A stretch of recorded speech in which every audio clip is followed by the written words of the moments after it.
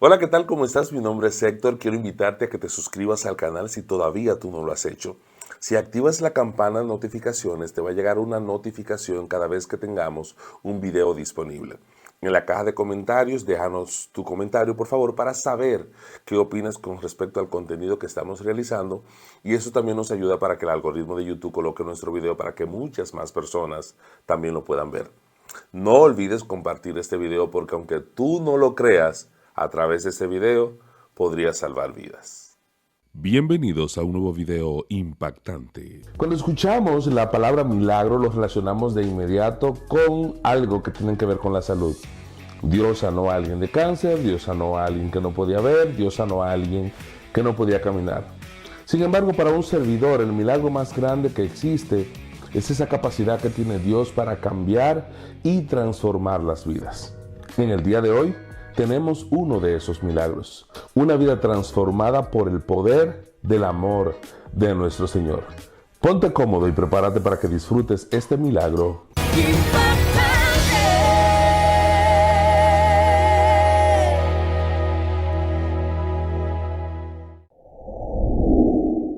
A ver, Sheila, cuéntame tu historia.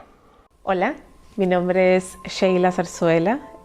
Actualmente me dedico a ser misionera. Soy misionera a tiempo completo en mi propio país. Soy psicóloga de profesión y nada, estoy aquí para contarles uno de los tantos testimonios que Dios en su gracia y en su sabiduría, en su misericordia, me ha permitido tener. Esto ha sucedido hace muchos años atrás, en el 2016. Y todo comenzó desde que yo era niña, a los 7 años, el mismo día de mi cumpleaños. Acepté al Señor, toda mi familia, en la iglesia a la que todavía asistimos. Y desde ese día estuve participando en todos los ministerios de danza, de niños, de jóvenes, de adoración. Era muy activa. Me encantaba servir al Señor y desde ese día lo serví con todo lo que era, con todo lo que era de mí. Era esa típica niña ejemplar, ¿no? Esa típica niña que cumplía con todos los estándares de cierta perfección, el ejemplo para los demás, incluso para mi hermana. Solía ser un punto de comparación, de que debía parecerse más a mí porque yo hacía las cosas correctas. Yo estaba muy entregada a lo que era la iglesia y lo que era Dios, según lo que yo tenía entendido, pero parece que mis bases, mis fundamentos no eran tan sólidos como yo pensaba. Y la historia cambió drásticamente cuando yo tenía 17 años. Las cosas cambiaron de una manera muy drástica y para mal. Y lo que sucedió es que me quedé mucho tiempo en un lugar del cual debí salir de inmediato. Y me explico. Me sucedió como a David en la Biblia, donde la Biblia relata que él se quedó mirando a una mujer y ya luego sabemos que cometió pecado. En mi caso no miré, pero me quedé escuchando por mucho tiempo voces de personas que no debí escuchar. Y me costó mucho tiempo ponerle nombre a mi pecado, ponerle nombre a lo que Satanás me había llevado a hacer. Pero el pecado en el que me vi y en el estilo de vida en el que me vi era la homosexualidad. Has escuchado miles de prédicas en la iglesia donde tú asistes. Supongo que no era tan sencillo para el enemigo venir a tu vida con un pecado tan obvio. Tengo que intuir por necesidad que todo lo que hizo lo hizo de una manera muy sutil. Sí, que entiendo que sutil es la palabra, porque yo no lo sentí como algo drástico que sucedió, sino algo que fue sucediendo poquito a poco, escuchando comentarios, escuchando halagos de personas de mi mismo sexo, y me fui coqueteando con esa idea. Las señales de alerta que se encendieron, entiendo ahora que era el Espíritu Santo, dejándome saber que estaba en una zona de peligro. Entonces me quedé mucho tiempo coqueteando con esa idea, en vez de salir huyendo, como les decía anteriormente. En esa situación o en ese pecado viví por 4 años y medio. Fueron 4 años de mucho dolor para mi familia, de mucho sufrimiento, para los amigos de mi familia, para mis amigos, de hecho, que no compartían ese nuevo estilo de vida que yo estaba llevando. Perdí muchos amigos, gané otros amigos que lo que hicieron fue ayudarme, ¿no?, a continuar ese camino hacia la perdición, tal y como Satanás lo quería. Y muchas personas luego me han preguntado o se preguntarán ustedes, ¿cómo que sutil? ¿Cómo no te diste cuenta si eras tan activa en la iglesia? Y eso es un pecado que no es sutil. La mentira puede ser un poquito sutil, la envidia puede ser sutil, pero la homosexualidad no lo es. Y digo que es sutil por eso, porque comenzaba con comentarios, comenzaba con sentirme bien con los halagos, comenzaba con coquetear con algo que no es correcto, pero que se siente bien.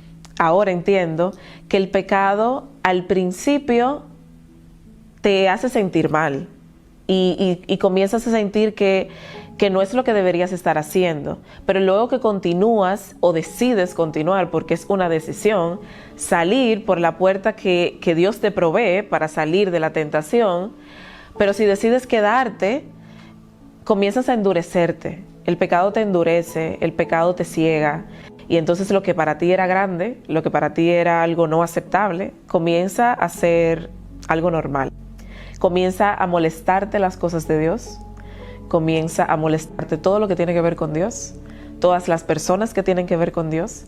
Y en todos esos años, además de que mi relación con mi madre y con mi padre se vio totalmente afectada, rota, con mis familiares, no podía ni siquiera coincidir en la universidad con madres de amigos de la iglesia y con amigos de la iglesia. Si ellos pasaban por un lado, yo pasaba por el otro, y ni siquiera era por vergüenza, sino porque tenía como una ira en contra de ellos, y entiendo que era porque representaban a Dios, representaban lo que yo sabía que debía estar haciendo, representaba la demanda de santidad y de arrepentimiento, porque yo sabía que estaba mal, pero no quería saberlo, no quería hacerle caso a eso, porque se sentía mejor hacer lo que yo estaba haciendo. En ese punto de ceguera espiritual yo estaba. Y como siempre, un pecado te lleva al otro. Es muy raro cometer un solo pecado y quedarte en ese solo pecado.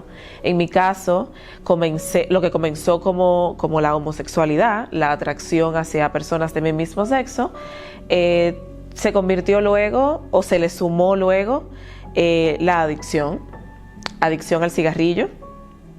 No podía estar sin cigarrillos, y desde ese día duré 4 años y medio también fumando de una manera que era casi para morir por la cantidad de veces que lo hacía en el día. Mucho consumo de alcohol, tenía patrones de conductas emocionales muy dañinas, llegué a la autolaceración, llegué a pensar en terminar con mi vida. No lo intenté, pero sí que lo pensé bastante, porque es que algo dentro de mí sabía que no estaba bien lo que estaba viviendo, que si era algo bueno no tenía por qué estar sufriendo tanto, que si era algo bueno no tenía por qué separar a mi familia. Si lo que yo estaba haciendo era algo positivo, ¿por qué mi mamá y mi papá estaban sufriendo? ¿Por qué mis amigos estaban sufriendo? ¿Por qué mis familiares estaban sufriendo? Entonces hay algo en esa semilla del evangelio sembrada en ti, que aunque esté enterrada por mucho pecado, hay algo que grita y te dice, o sea, mira lo que estás haciendo, mira cómo te estás poniendo. Y en mi caso, además del pecado en sí mismo, de las adicciones, de todo lo que, de la depresión, de la ansiedad que vino como producto de todo eso, de la autolaceración, o sea, de todo el daño, de todo el caos en el que yo estaba metida, Llegó un punto en el que físicamente se me notaba. Mi cara tenía muchas marcas, muchas espinillas, que no era normal en mí, por eso lo resalto. Caminaba diferente, tenía un caminar muy masculino. Dejé de vestirme como me vestía, dejé de maquillarme, algo que para mí siempre me caracterizaba, siempre andaba muy bonita. Corté mi pelo. Tuve un corte de cabello muy masculino, lo cual fue una pérdida muy grande para mi papá, porque mi cabello largo y siempre bonito le recordaba a una hermana de él que falleció.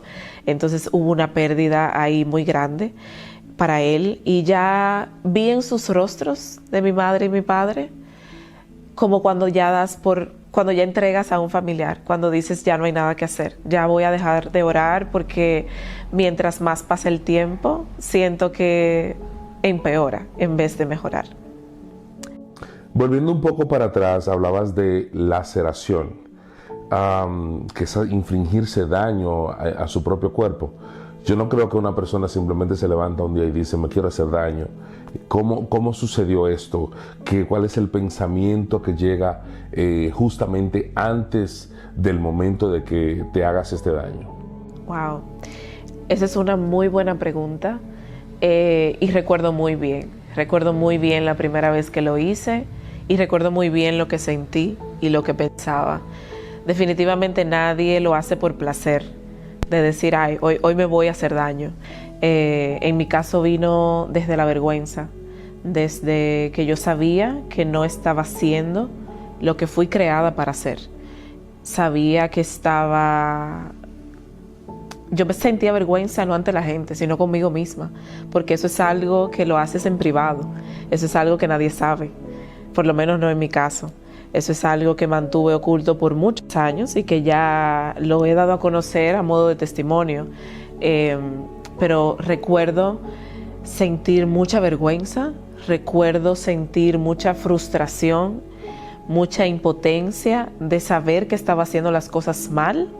Wow, cómo recuerdo ese momento de sentir que estaba haciendo las cosas tan mal, de que estaba sufriendo tanto, de que estaba tan deprimida y no saber cómo hacer para sentirme mejor.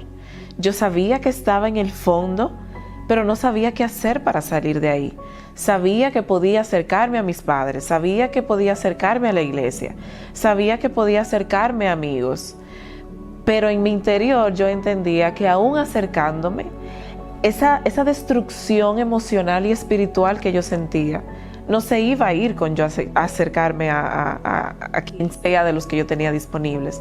Entonces era una impotencia, era una frustración tal que lo propio de la autolaceración es eso, que como no puedo curar el dolor emocional, entonces me inflijo dolor físico y así distraigo la mente del dolor emocional con el que no puedo lidiar. Entonces me concentro en lo que me duele.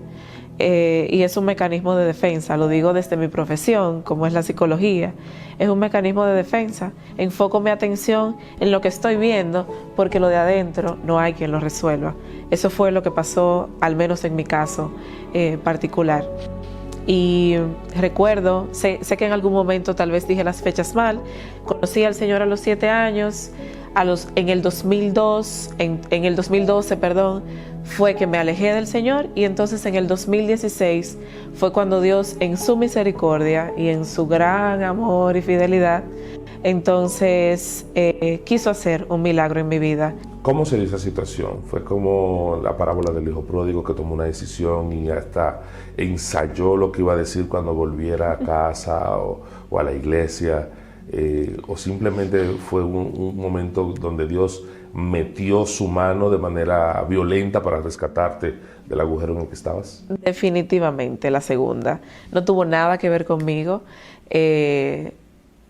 Dios tuvo todo que ver. Si hubiese sido por mí, yo no estaría aquí. Yo no estaba buscando a Dios. Yo no había reconocido que le necesitaba. De hecho, me había alejado a tal punto donde al principio hablaba con él, o sea, pensaba en él y no le hablaba porque sabía que estaba haciendo cosas que no le gustaban, y luego ya rechazaba toda la idea de lo que tuviera que ver con Dios. El punto clave fue un día en el que recuerdo haber sentido que quería irme de este mundo. Estaba en la universidad, detrás de un árbol, era de noche, y estaba con un cigarrillo que había sido el número tal vez 12 que había fumado en ese transcurso de tiempo. Y hago énfasis en eso porque recuerdo a una amiga que me estaba viendo desde lejos y vino y se acercó a mí y me dijo: Sheila, tienes el rostro demudado y veo que no paras de fumar, ¿tú te quieres morir? Y yo solo le dije: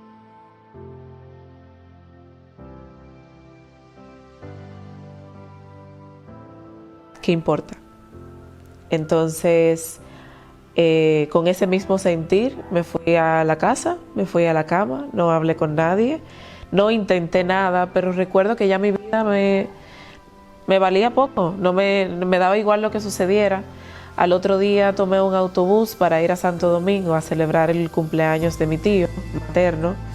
Y en la guagua recuerdo que dije, cerrando los ojos, así como estoy ahora, y dije: yo quiero que algo bueno me pase, si algo bueno me pasara. Maestro, necesito un milagro, transformado en mi vida, mi estado. Hace tiempo que no veo la luz del día, están tratando de enterrar mi alegría, intentan ver mis sueños cancelados.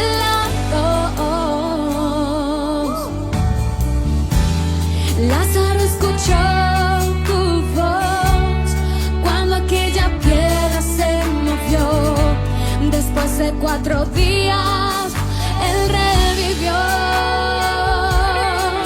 Oh, maestro, no hay otro que pueda hacer aquello que solo tu nombre tiene poder.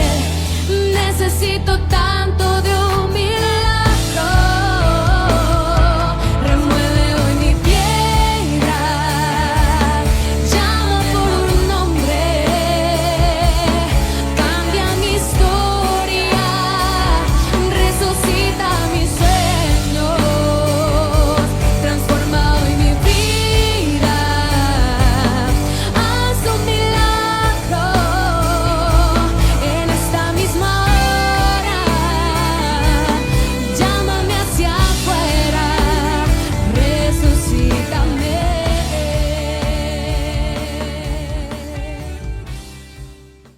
Esas fueron las palabras que yo dije.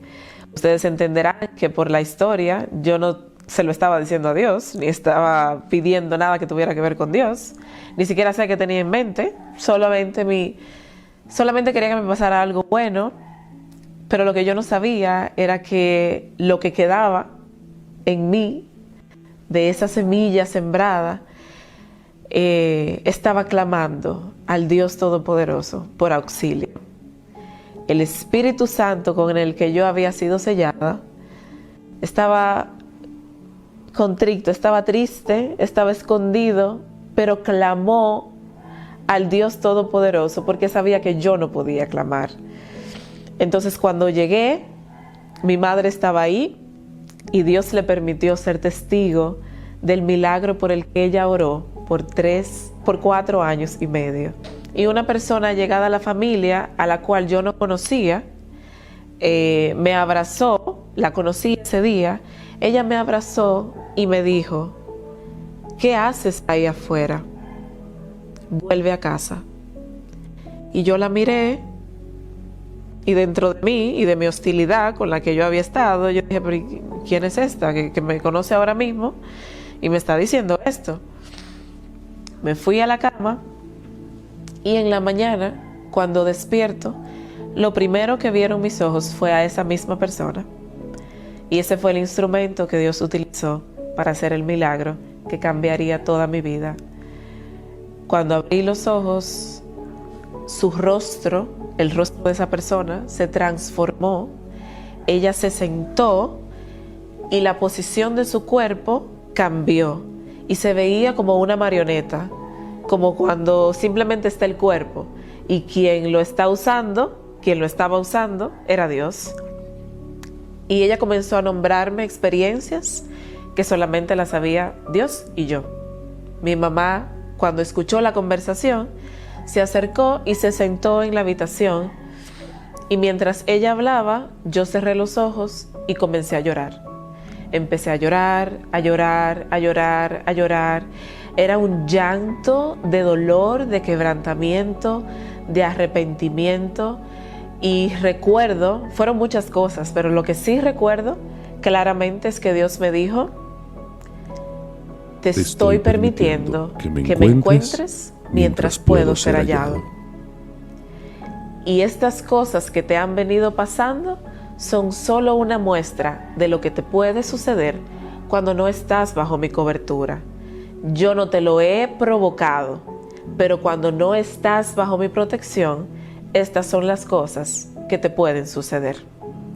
Y en ese mismo momento yo vi dos manos gigantes, como de oro, destruyendo una pieza y volviéndola a construir.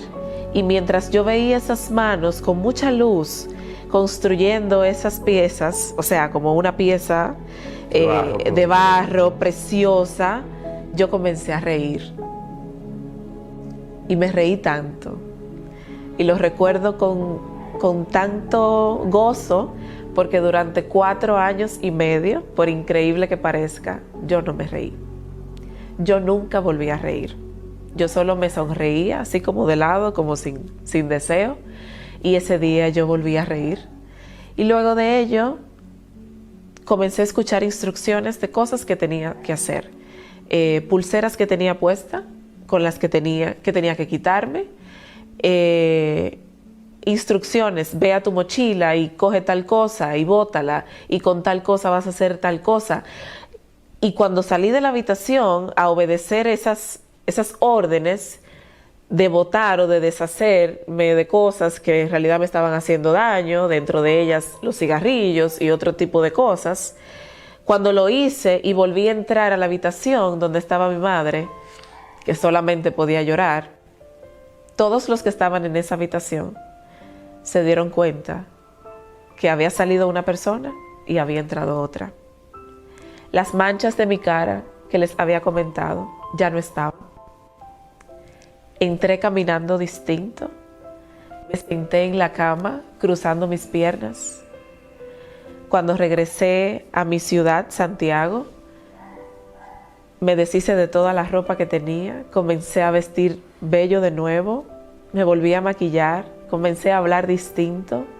Y recuerdo que una tía llegó ese día a mi casa con unas bolsas de supermercado. Ella no sabía que yo estaba allí. Y cuando yo le abrí la puerta, ella las dejó caer en asombro y dijo: Sheila, estás aquí. Esa es mi Sheilita. Era tan obvio que yo no estaba, que todos podían reconocer que yo había vuelto. Y ni siquiera había vuelto una versión mejorada de mí. Mi madre es diferente desde entonces.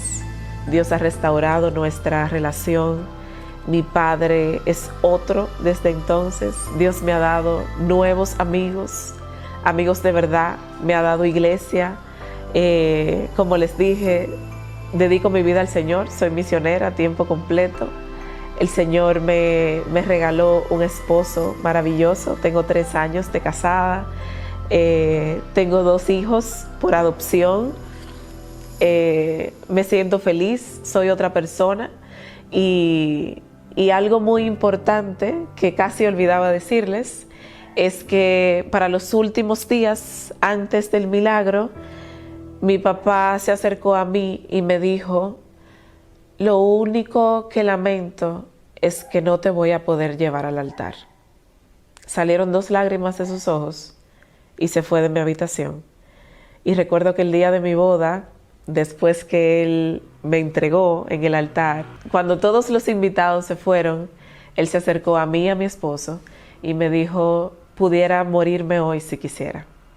Si Dios quisiera, pudiera llevarme hoy, porque ya cumplí el mayor de mis sueños. He's living on the inside, going like a tus palabras finales para toda la audiencia que nos ve y nos escucha. Con toda esta historia, quiero decirles que Dios sí existe, que Dios no solamente es el Dios del Antiguo Testamento, que abre mares, que hace caer maná del cielo, no solamente es el Jesús que quitaba la ceguera, que sanaba cojos, paralíticos. Ese mismo Dios que leemos en la Biblia es el Dios que quitó mi ceguera espiritual, es el Dios que abrió mis ojos, el Dios que me sacó literalmente del lodo en el que yo no pude salir, yo ni siquiera tenía lo que se necesitaba para pedir ayuda, o sea que Él fue a mi rescate. El Dios Todopoderoso, que tiene bastante cosas que hacer, como sustentar todo el universo, se fijó en una oveja perdida, confundida, y me miró con compasión y fue detrás de mí. Me rescató, me dio vida nueva, restauró mi familia, restauró mi vida, restauró todo lo que soy y me ha permitido estar aquí para hoy decirte que nada es demasiado grande para Dios. Que si eres una joven o un joven como yo lo soy, que prestes atención a la voz del Espíritu Santo, porque te das cuenta cuando Él te habla, que te alejes cuando tienes que alejarte, que busques ayuda, que no lo hagas solo, porque yo no pude sola. Yo creía que lo podía hacer sola y miren cómo me fue. Entonces, escuchen la voz de Dios, escuchen la voz de su iglesia, escuchen la voz de los amigos que Dios les da, escuchen la voz de sus padres. Y a ti, papá, a ti, mamá, te digo, no dejes de orar por tus hijos, porque Dios escucha tus oraciones. Mi madre cada día veía como yo empeoraba, pero ella no dejó de orar, porque ella sabía que aunque sus ojos físicos no pudieran ver el milagro, tal vez, pero ella sabía que Dios era lo suficientemente fiel para cumplir lo que dice la palabra, de que instruye al niño en su camino y aun cuando fuere viejo, no se apartará de él. Y hoy yo puedo decir, y mi familia puede decir, y tú vas a poder decir, si continúas en fe, como dijo Job, de oídas te había oído, mas hoy mis ojos te ven. La vida es difícil, incluso para aquellos que hemos decidido seguir al Señor Jesús. A veces pensamos que al estar dentro de la iglesia vivimos en una burbuja a la cual nada de aquello que pasa en el mundo puede llegar a nuestras vidas. Sin embargo, de una manera muy sutil, el enemigo penetra esa burbuja y cuando menos lo podemos imaginar, estamos haciendo cosas que por nuestra mente nunca antes pasaron. Cada día debemos seguir lo que dice la palabra. Dice la Biblia, el que esté firme, mire que no caiga. Gracias por estar con nosotros en esta ocasión. Quiero invitarte a que te suscribas al canal, activa la campana de notificaciones y déjanos tu comentario. Para nosotros es importantísimo conocer tu opinión con respecto a cada contenido que subimos a este canal. Comparte este video si fue de bendición para tu vida. Y si tú tienes una historia que te gustaría compartir con nosotros, escríbenos a hectorearacena@gmail.com y con mucho gusto estaremos contactándote para que puedas compartir con nosotros tu historia. Gracias por estar con nosotros y será hasta la próxima cuando compartiremos un nuevo video.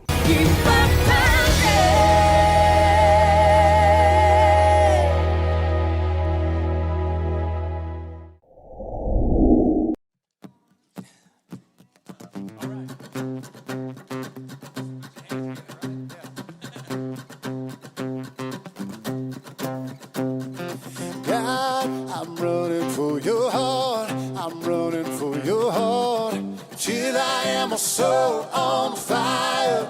Lord, I'm longing for your ways, I'm waiting for the day when I am a soul on fire, till I am a soul on fire. Te estoy permitiendo que me encuentres mientras puedo ser hallado.